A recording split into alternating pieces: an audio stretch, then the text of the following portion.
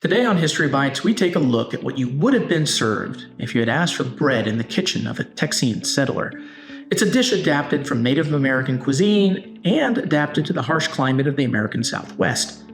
Corn pone, Johnnycakes, and hushpuppies are all variants on this staple of American cooking. Today we bake up some Texas cornbread.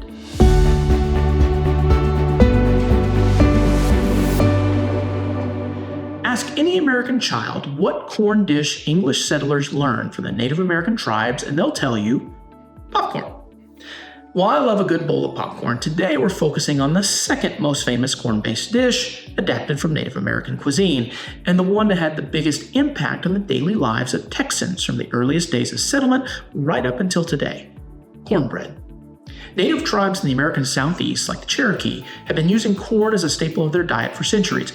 English settlers took the native cornmeal and used it to bake bread, and wound up with a cheap, easy-to-grow, easy-to-cook dish that would keep families fed on the Texas frontier.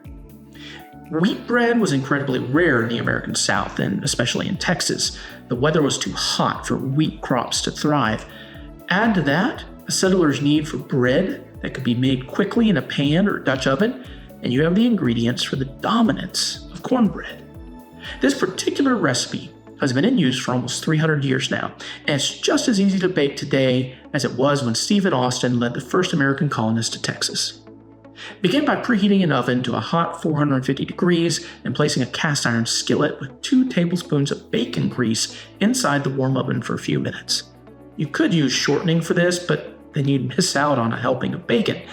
While the grease is warming up in the skillet, mix up a batter of 3 cups of cornmeal, 2 tablespoons of baking powder, 2 teaspoons of salt, 2 cups of milk, 2 eggs, and 6 more tablespoons of bacon grease.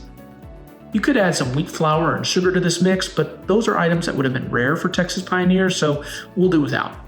Now all we have to do is add this mix to our iron skillet and let the resulting combination bake for 25 minutes. The result is pure pioneer Texas cornbread. In recent decades, Texans have taken to adding jalapeno and cream corn to this mix, which is delicious, but not historically authentic.